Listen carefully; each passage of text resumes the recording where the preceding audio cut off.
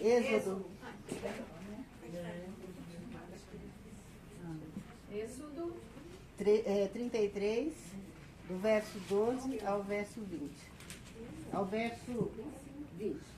32? 12. 12. Ah, 33, 12. ah, 33. Todo mundo achou? Êxodo qual é? 33. Tá, versículo 2. Então Moisés disse ao Senhor: Tu me ordenastes, leva este povo, mas não dissestes quem enviarias comigo. Declarastes: Eu o conheço pelo nome e me agrado de você. Se é verdade que te agradas de mim, permita-me conhecer teus caminhos, para que eu te conheça melhor e continue a contar com teu favor. E lembra-te de que essa nação é teu povo.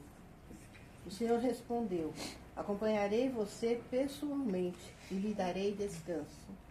Então Moisés disse: Se não nos acompanhares pessoalmente, não nos faça sair deste lugar. Se não nos acompanhares com os outros, como os outros saberão que meu povo e eu contamos com teu favor? Pois é a tua presença em nosso meio que nos distingue, teu povo e eu, de todos os outros povos da terra. O Senhor respondeu a Moisés: Certamente farei o que o Senhor me pede, pois me agrado de você e o conheço pelo nome. Moisés disse: Então peço que me mostres tua presença gloriosa. O Senhor respondeu: Farei passar diante de você toda a minha bondade e anunciarei diante de você o meu nome, Javé. Pois terei misericórdia de quem eu quiser e mostrarei compaixão a quem eu quiser. Mas você não poderá olhar diretamente para a minha face, pois ninguém pode me ver e continuar vivo. Eu fiquei pensando, né, essa questão da presença de Deus foi me tocando, e aí nós estávamos no propósito de um devocional de 21 dias. Eu fiz a primeira parte sobre a mulher samaritana, que também era algo assim, que minha neta, né, eu canto toda noite para ela, quando ela está em casa, Tu és. Então é sobre a mulher samaritana. E aí eu quis me aprofundar, porque é uma passagem que eu gosto muito da Bíblia. E depois essa questão da presença de Deus, que eu acho que é tão importante nós sentirmos a presença de Deus. Eu já ia pular, mas eu não vou falar direitinho. Então, Deus se agradou de Moisés e o escolheu para libertar o povo. O seu povo, né? O povo que ele tinha constituído para ele. Então, Deus constituiu um povo para mostrar para nós quem ele era e como deveriam ser as coisas. E aí Moisés, ele não se achava capaz. Ele não se achava capaz. Ele tinha capacidade, sim. Ele era instruído, intelectualmente falando, foi criado no palácio, como filho da princesa, né, da filha de Faraó. Então ele teve todos os recursos intelectuais. Mas faltava o espiritual, a capacitação espiritual. Embora a mãe de Moisés, né, no período que amamentou, que cuidou dele, deu toda a instrução espiritual, mas faltava aquela intimidade, aquele conhecimento de quem era aquele Deus. E aí ele falou: quem sou eu? Como é que eu vou libertar esse povo? Como é que eu vou sair, vou chegar lá? Não, eu vou libertar o povo. Não, Faraó, você deixa... Quem sou eu? Gago. Não tinha intimidade com esse Deus, e às vezes a gente também age assim. Quem somos nós? Eu não tenho... Para Deus saber o meu nome, saber quem eu sou, me dá, sabe, me favorecer. Então ele foi forjado, né? Deus forjou ele. Deus forjou Moisés. Primeiro, intelectualmente falando, mas depois, quando Deus chamou Moisés, ele demorou 40 anos para libertar o povo. Nesses 40 anos, Moisés foi o quê? Forjado. Ele foi pastorear ovelhas, ele foi aprender a cuidar de ovelhas. E quando a gente cuida de ovelhas, a gente aprende a cuidar de pessoas. porque a ovelha ela requer cuidado. Né? Ela é meio desembestada, ela é meio ignorante, né? Ela não tem sentido. Ela é dependente totalmente. Então Moisés ele foi forjado a aprender como é que eu vou cuidar desse povo. Como é que eu vou guiar esse povo? Porque não basta só tirar da terra do Egito, mas ele ia conduzir esse povo para uma nova vida, para uma nova perspectiva, para um Deus verdadeiro, né? Para um reconhecimento de quem era esse Deus, porque eles clamavam a Deus, mas eles já tinham perdido a intimidade com esse Deus, porque foram 400 anos de escravidão. Como é que eu sou íntima de alguém se eu vivo 400 anos escrava? Eu creio, sim, Deus vai um dia, vou alcançar o favor dele, mas esse dia não chegava. E Moisés não tinha noção de como fazer isso. Então Deus o quê? Preparou ele. O que ele fez primeiro, quando ele foi chamado? Não, eu vou sair agora, eu sou o defensor. Ele foi, matou um egípcio. Ele achou que era dessa maneira, e não era dessa maneira. Né? Ele ia conduzir um povo. E aí a gente vê isso claramente na perspectiva dos judeus. O que eles esperavam? Eles esperavam um salvador, alguém que fosse lá tirá-los das mãos dos romanos, pela força. E quando Jesus veio, Jesus fez o quê? Jesus ensinou, Jesus mostrou o amor de Deus, quem era Deus, como eles deveriam cultuar esse Deus, servir esse Deus. E Moisés justamente foi forjado nesses 40 anos para ensinar esse povo a quem era Deus, o amor de Deus, como é que ele conduzia o seu povo, quais eram os preceitos desse Deus, os valores desse Deus. E às vezes a gente aqui a nossa correria, nós já conhecemos Jesus, nós já recebemos Jesus, mas e o que ele produziu em nós? O que Jesus produziu em nós? Houve novidade de vida? Houve novidade de vida no primeiro momento? Aí depois vem as aflições, vem as provas, e aí a gente vai se distanciando, porque Deus não se distancia de nós, mas nós nos distanciamos dele. O que acontece? Nós precisamos retomar. E Moisés, quando ele foi constituído para libertar esse povo, ele queria que não só libertar da escravidão, mas retomar a caminhada com Jesus, retomar a caminhada com Deus. E aí, nós conhecemos Deus, né? De andar com Ele ou de ouvir? Porque há diferença, né? Há diferença. Aquele povo conhecia Deus de ouvir falar, não mais de andar. Escravos há 400 anos. E nós? 30 anos, 10 anos, 5 anos, 2 meses, a gente conhece Deus de ouvir falar ou de andar com Ele? Nós buscamos essa intimidade? Conhecer esse Deus? Muitas vezes a gente se pega na dependência de outras pessoas. Eu vou ser feliz se eu me casar. Eu vou ser feliz se eu tiver um bom emprego. Se o salário for bom. Eu vou ser feliz se os meus filhos estiverem todos no bom caminho. Mas a nossa dependência não é de pessoas. Nossa dependência é em Deus. É Deus que vai proporcionar a nossa satisfação. Ele nos satisfaz. Não tem ninguém que nos satisfaça. Hoje de manhã eu estava ouvindo uma enquete sobre a questão da violência doméstica no meio evangélico. E a gente fica aí paralisado, a gente não sabe o que fazer, porque a nossa dependência está no homem e não em Deus. A nossa dependência é nele. Mas ele vai prover, eu vou continuar sofrendo a violência, mas Deus vai prover. Não. O que é de Deus é de Deus, e o que é do homem é do homem. O que nós temos que fazer, nós temos que fazer. Se for preciso denunciar, eu vou precisar denunciar. Mas eu não posso imputar, não, Deus um dia vai resolver e eu vou continuar sofrendo, eu vou vendo meus filhos sendo abusados, sendo violentados. É assim mesmo. É assim mesmo. Então, a gente tem esse conformismo. E Deus nos chamou para ser conformistas. Os valores de Deus, os princípios de Deus não são esses. Violência, abusos. Né? Então, nós precisamos Entregar o que é de Deus e ter esse discernimento. O que é de Deus é de Deus, o que é do homem é do homem. Eu vi muitos casos na minha profissão. Muitos, eu passei por muitas coisas. Mas sabe, quem me sustentou foi Deus. Porque por mim eu tinha desistido. Porque é muito duro você ver certas situações. Mas quem nos sustenta é Deus. E eu glorifico a Deus por um dia ter encontrado com Ele, ter esse encontro. Eu já estava na minha profissão, totalmente desorientada de tanta coisa que você via, mas Deus teve um encontro comigo. E começou a transformar. E eu comecei a mostrar isso para as pessoas. Era uma coisa louca, porque eu era fora da caixinha. Eu não conseguia os preceitos, os valores da instituição. Mas sim os valores de Deus. Eu tentava passar isso para os meus comandados. Eu tive esse discernimento, mas foi Deus que me conduziu. Então é muito importante a gente se deixar conduzir por Deus.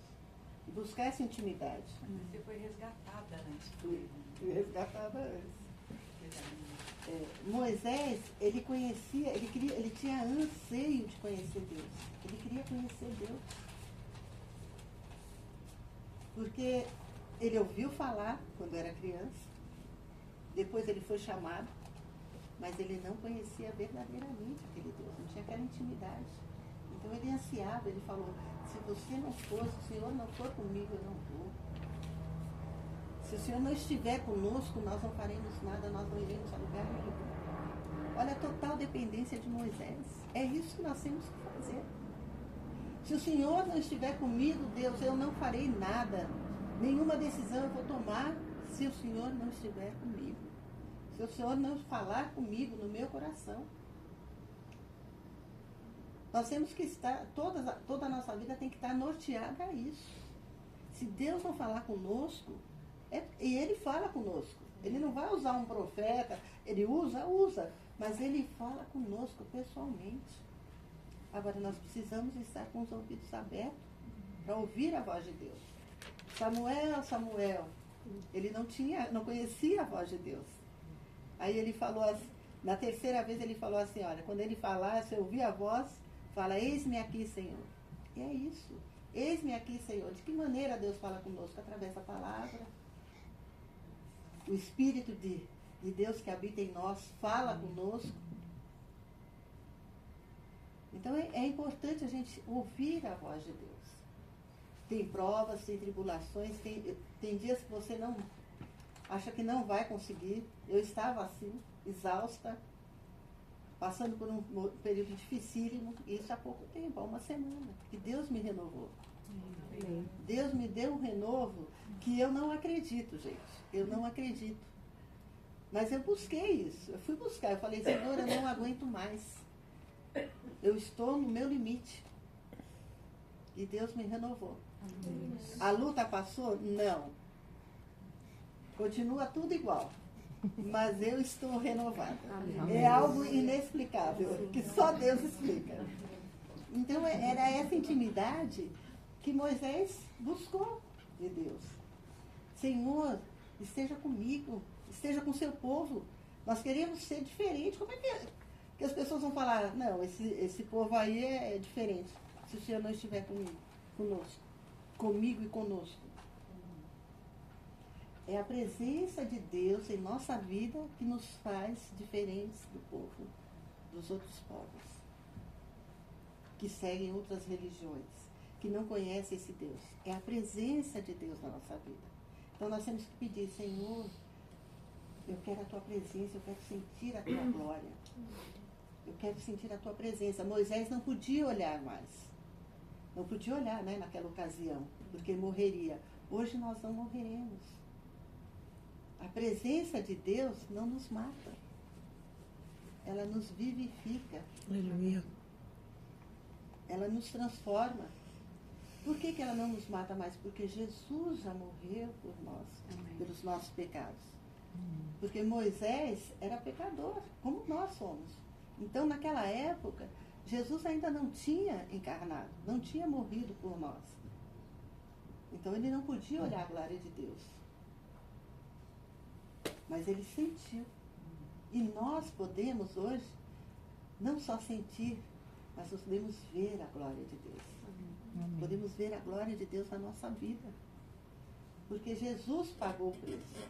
Então, quando Deus se apresenta a nós, Ele não nos vê, Ele vê a Jesus. Amém. Ele vê Jesus em nós. Então, por isso que nós não morremos. Você precisa ansiar, pedir essa presença, pedir a glória de Deus. Eu quero, Senhor, ver a Tua glória. Eu quero, Senhor, ver a Tua presença, sentir a Tua presença em mim. O Espírito está aqui dentro de nós. Porque quando nós falamos, Senhor, eu reconheço o Teu senhorio na minha vida, o que acontece? O Espírito Santo vem habitar em nós imediatamente. E é esse Espírito que vai nos transformando, é esse Espírito que vai nos convencendo do pecado, que vai trabalhando os valores de Deus em nossas vidas, trabalhando o nosso caráter, que vai nos provocar essa vontade, esse desejo de estar na presença de Deus, de estar próximo com Ele, de estar ligado a Ele. Mas nós precisamos dar o primeiro passo. E qual é esse passo? Buscar a intimidade. É orar, é jejuar, é meditar na palavra. Não dá pra gente pensar, eu vou decorar um versículo só, e aí na hora da tribulação, Senhor, mas a Tua palavra, e agora eu esqueci. Não, a palavra de Deus tem que estar no nosso coração. Para quando nós estivermos passando uma luta, ela brota em nós. E isso vai fazer o quê? Que a gente frutifique, que a gente dê bons frutos, que a nossa carne seja mortificada. É a presença de Deus constante em nossas vidas. É que vai fazer com que nós produzimos bons frutos. Que sejamos ligados na videira que é Jesus Cristo. Que a gente precisa estar ligado nessa videira. É a palavra de Deus. É a intimidade com Ele. É a busca constante. É nos sentir plena em Deus. Satisfeitas nele. Porque é Ele quem nos satisfaz. Nada, gente, nada vai nos satisfazer. Hoje você comprou um carro, amanhã você quer um outro, sua casa não está boa, aí eu quero assim, eu quero. Nada nos satisfaz. E aí, se nós não estivermos ligados na videira, nós nos tornamos pessoas ingratas. Esquecemos de agradecer. E Deus, Ele tem feito isso comigo. Às vezes vem esses pensamentos. Ah, mas podia ser melhor, podia ser... E aí Deus fala, mas olha como é que era antes. Olha o que eu fiz por você. Sem antes você saber quem eu era. Porque eu não sabia quem Deus era. Eu conhecia de ouvir falar. Eu chorava. Quando eu vi o filme A Paixão de Cristo, eu participava de procissão na Sexta-feira Santa, mas eu não conhecia, não tinha intimidade com esse Deus. Ele era maravilhoso, mas eu não sabia nem por que acontecia tudo aquilo. Por que ele morreu. Eu sabia por que faziam aquilo. Hoje eu sei que eu fui redimida, que eu fui resgatada através do sangue de Jesus. Então é importante a gente saber, porque quando nós estamos no rito, a gente não sabe. E aí nós não somos agradecidos. Nós não conseguimos ver as pequenas coisas. E hoje eu olho, eu vejo o cuidado que Deus teve comigo. Quando eu era adolescente, sofri abuso. Quando eu perdi meu pai, eu não tinha ninguém por mim. Eu achava que, quem é por mim? Eu vou falar para minha mãe? Vou falar para quem? O que está acontecendo com a minha vida? Eu tinha pavor de ficar em casa sozinha, minha mãe trabalhando. Então, quer dizer, e Deus estava ali comigo, porque Ele me guardou. Ele cuidou de mim. Quando eu tive meu filho, eu era espírita. Sabia fazer minhas rezas. Mas eu levava meu filho para uma senhorinha orar por ele, que era crente. Eu não entendia por quê. E meu filho nunca quis ir para o espiritismo, gente. Nunca pôs o pé num terreiro. E eu não entendia por quê. Eu fiz até uma guia para ele. E ele não quis usar, nunca usou, nunca pôs. Deus cuidou do meu filho. Olha só que loucura, né? Eu sou filha adotiva. E ainda assim, eu não tinha noção. Eu também achava por que eu fui adotada. E hoje eu consigo ver que a adoção foi uma benéfica na minha vida. que foi o cuidado de Deus na minha vida, que foi o que fez a diferença na minha vida, foi eu ser adotada. Porque minha mãe podia não me querer, ela não podia ter filhos, ela quis não só a mim, mas a meu irmão. E hoje eu vejo, olha os meus irmãos, eu vejo a diferença entre um e outro. E eu consigo ver o cuidado de Deus. Então eu não tenho aquela revolta, eu sou filha de... Não tenho. E eu consigo hoje ver o amor das duas mães por mim, a biológica e a adotiva. Isso é Deus, é a presença de Deus. Mas não é... Antes eu via tudo isso? Não. Eu só comecei a ver quando Deus começou a se mostrar para mim. E quando eu, principalmente, abri meu coração para ver esse Deus. Quando eu comecei a ansiar por esse Deus. Ainda sou plena? Não. Ainda sou pecadora? Muito. Tem muita coisa ainda para Deus tratar em mim? Sim. Mas eu tenho certeza de que Ele está comigo. Amém. Disso eu não... Sabe, a minha oração é: Senhor, não permita que eu me afaste de você. Porque Ele não se afasta de nós. Quem se afasta dele somos nós. Deixa eu ver se eu tenho mais alguma coisinha. Que eu pulo, né? Eu acho que... Eu só escrevo, eu nunca li. A gente ore. Pai, eu quero ser íntima tua. Conhecer a ti, obedecê-lo e não sacrificar. Me satisfazer em tua presença. Ter convicção que a tua graça me basta. Quero me sujeitar a ti, confiar plenamente em ti e nas tuas promessas e misericórdias. Às vezes, muitas vezes, não te deixo se fazer presente em minha vida. Quero fazer tudo, controlar tudo, achando que dou conta, só que não. Fico exausta, sem controle, alheia, porque necessito da tua presença. Pai, em minha vida, necessito da tua presença em minha vida, nas minhas decisões, na minha família. Sinto medo e isso me faz paralisar muitas vezes. Preciso confiar mais, ter mais fé e entregar minha vida a ti e descansar em ti. Porque o nosso descanso vem através da presença. Lembra o que Deus falou para Moisés?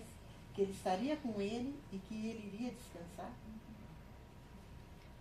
Muitas vezes vem lampejos de soberba, vaidade, arrogância e prepotência em mim. E isso também me afasta de ti e da tua presença. Porque às vezes a gente acha que é tal. Na minha profissão a gente chamava de fogueira de vaidade. Porque é uma disputa quem é o melhor, quem faz melhor. Senhor, desejo e anseio pela tua presença. Que tu se agrade de mim. Quero te conhecer mais e mais, ser íntima tua, ser guiada pelo teu Santo Espírito.